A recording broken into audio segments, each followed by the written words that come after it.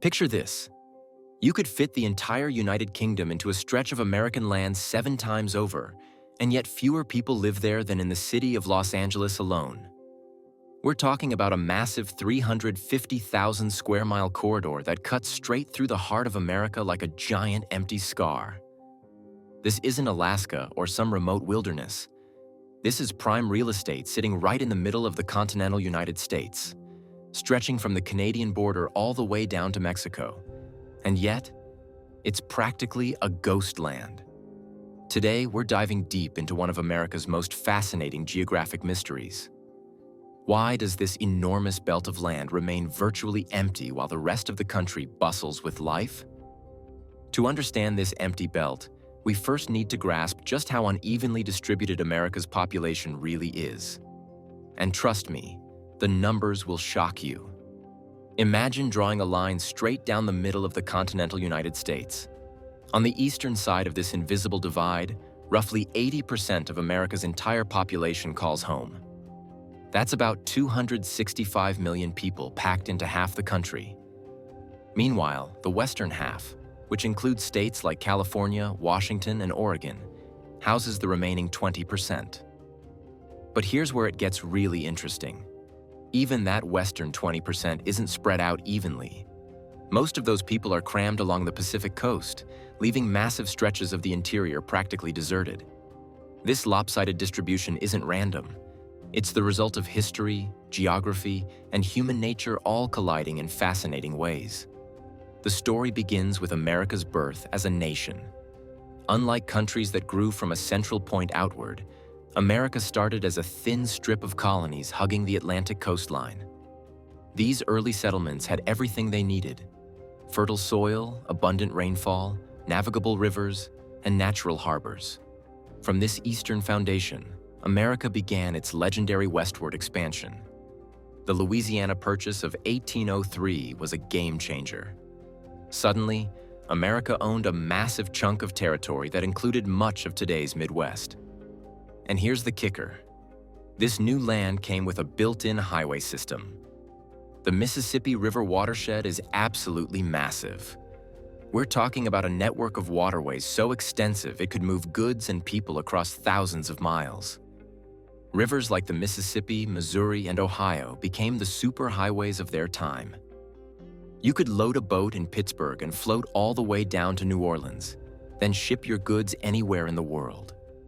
This combination of fertile land and natural transportation created what historians call the American breadbasket, the agricultural powerhouse that would feed a growing nation and drive massive population growth throughout the Midwest. Meanwhile, something remarkable was happening on the far western edge of the continent. Despite being thousands of miles from the established eastern cities, the West Coast began developing at breakneck speed. San Francisco exploded into existence, going from a tiny settlement to a major city practically overnight thanks to the 1849 gold rush. Los Angeles incorporated in 1850, the same year as San Francisco. Portland, Oregon followed in 1851. Chicago, for comparison, had only been incorporated in 1837, just 13 years earlier than San Francisco. But here's the crucial difference. While the Midwest developed steadily thanks to agriculture and river trade, the West Coast grew in boom and bust cycles. Gold rushes, silver strikes, timber booms. These created sudden population explosions followed by dramatic crashes as resources were depleted and people moved on to the next opportunity. Despite this roller coaster growth pattern, the West Coast had one massive advantage: the Pacific Ocean. California's ports connected America to Asian markets, creating trade opportunities that would eventually make cities like Los Angeles and San Francisco into global economic powerhouses. As transportation improved throughout the 1800s, a few brave cities managed to establish themselves in the challenging terrain between the developed East and the booming West Coast. Denver incorporated in 1861, Salt Lake City in 1851, Phoenix in 1881, and Boise in 1863. These mountain cities succeeded despite harsh conditions because they served crucial functions. Denver became the gateway to Colorado's mining regions. Salt Lake City anchored Mormon settlement in Utah. Phoenix tapped into desert agriculture through innovative irrigation, and Boise controlled access to Idaho's gold fields. Each of these cities found their niche and carved out thriving communities in seemingly impossible terrain, which makes what we're about to discuss even more puzzling. Now we come to the star of our show, the Great American Void. This isn't just a patch of empty land we're talking about. This is a continuous belt stretching 1,200 miles from north to south and averaging about 300 miles wide. To put this in perspective, if this empty belt were its own country, it would be larger than Turkey, larger than Chile, and almost as big as Egypt. Within the United States, only Alaska is bigger than this seemingly forgotten region. The numbers are staggering: 350,000 square miles. That's roughly 12% of the entire continental United States, inhabited by just 3.1 million people. That's less than 1% of America's total population living in 12% of its land area. To put this population density in context, if Manhattan had the same population density as this belt, fewer than 1,500 people would live on the entire island instead of 1.6 million. The largest cities in this belt tell the story. Lubbock, Texas tops the list with about 260,000 people. Amarillo follows with 200,000. Most of the other population centers, places like Midland, Abilene, Rapid City, and Bismarck, have fewer than 100,000 residents each. And here's a telling detail. Most of these population centers are in Texas, clustered in the southern portion of the belt where conditions are slightly more hospitable. So why has this enormous stretch of prime American real estate remained so stubbornly empty? The answer lies in three interconnected factors that created a perfect storm of geographic challenges. The first and perhaps most significant factor was fierce Native American resistance that lasted for decades. This belt was home to some of the most formidable warrior tribes in North American history: the Sioux, Cheyenne, Kiowa, Comanche, and Apache. These weren't passive peoples who simply retreated as settlers approached. These were sophisticated military societies that fought a running war against U.S. expansion for over 50 years. The Comanche, in particular, controlled an area known as Comancheria that stretched across much of what is now Texas, Oklahoma, New Mexico, and Colorado. Famous battles like Little Bighorn, conflicts with leaders like Sitting Bull and Crazy Horse, and the fierce resistance of Apache leaders like Geronimo all took place within or near this belt. The U.S. military was forced to establish dozens of forts throughout the region, but even with a significant military presence, settlement remained dangerous and sporadic. By the time these tribes were finally defeated and forced onto reservations in the 1880s and 1890s, the great wave of westward expansion had already flowed around this region, leaving it underdeveloped and behind. But military conflict alone doesn't explain why the region remained empty after the Indian Wars ended. The second major factor is pure geography. The Rocky Mountains create what meteorologists call a rain shadow effect. Here's how it works.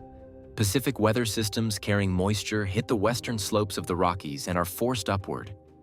As the air rises, it cools and dumps its moisture as rain and snow on the mountain peaks and western slopes. By the time this air mass passes over the mountains and descends into our empty belt, it's been wrung dry. The result? A climate classification that reads like a recipe for emptiness. 64% of the belt is classified as arid steppe or outright desert. 28% is cold and dry, and only 8% enjoys anything resembling a temperate climate suitable for traditional agriculture. Without reliable rainfall, the farming techniques that built the Midwest simply wouldn't work here.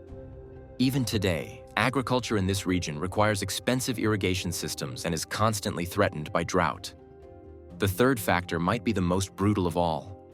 Absolutely wild temperature swings that can make life miserable even for the hardiest settlers. This region is famous for temperature changes that seem to defy physics. A pleasant 70-degree day can plummet to 30 degrees within hours, as Arctic air masses sweep down from Canada with nothing to stop them. These aren't gradual seasonal changes. We're talking about day-to-day, sometimes hour-to-hour temperature swings that can span 40 degrees or more. The continentality of this region, its distance from moderating ocean influences, creates a climate that's not just dry, but violently unstable. Blizzards can strike in October. Heat waves can bake the land in April. Tornadoes regularly tear across the southern portions. This climatic chaos makes agriculture unpredictable, increases heating and cooling costs dramatically, and generally makes daily life more challenging than in more stable regions. All of these historical and geographic factors created a self-reinforcing cycle that continues today. Without agriculture as a foundation, there was little reason for early industries to locate here. Without industry, there were few jobs to attract workers. Without workers, there was no market for businesses. Without businesses, there was no tax base to build infrastructure. Meanwhile, both coasts continued to grow and prosper. The East Coast built on its historical advantages, developing finance, manufacturing, and government centers. The West Coast leveraged its Pacific trade connections and natural resources to create technology and entertainment industries. The mountain cities that did succeed, Denver, Phoenix, Salt Lake City, managed to overcome these challenges by finding specific economic niches: mining gateways, agricultural innovation, or religious community centers. But the vast spaces between them remained economically isolated. Even today, with modern transportation and communication technology, there's simply not enough economic opportunity in this belt to justify major population centers. The jobs that do exist, energy extraction, cattle ranching, military installations, require relatively few workers spread across vast areas. This population distribution has profound implications for American politics, economics, and culture. These sparsely populated areas wield disproportionate political power through the Senate and Electoral College, where states matter more than raw population numbers.